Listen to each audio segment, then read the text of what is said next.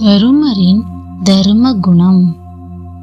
ஒரு நாள் பாண்டவர்கள் உணவருந்திக் கொண்டிருந்த போது ஏழை ஒருவன் வந்து தருமரிடம், ஐயா, நான் வறுமையில் வாடுகிறேன், ஏதாவது உதவி செய்யுங்கள் ஐயா என்றான்.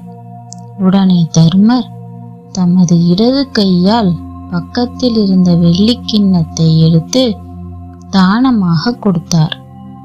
ஏழை வாங்கிச் சென்றதும் பீமன், அண்ணா, இடது கையால் செய்வது பாவமாயிற்றே, இப்படி செய்யலாமா என்று கேட்டார்.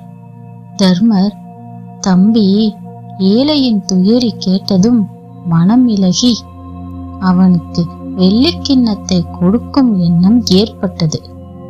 நான் சாப்பிட்டு கை கழுவி வந்த பின் தரலாம் என்றால் அதற்குள் இந்த பொல்லாத மனம் எப்படி மாறிவிடுமோ? ஒருவேளை வேறு ஏதாவது பொருளை கொடுத்தால் போதாதா? வெள்ளிக்கிண்ணம் எதற்கு என்று தோன்றலாம். எனவே நல்லதை செய்ய நினைக்கும் போது அந்த நொடியிலேயே செய்வது நல்லது. அதனால் நமக்கு ஏற்படும் நன்மை தீமையை விட பிறருக்கு ஏற்படும் நன்மையே முக்கியம் என்றார் தர்மர்.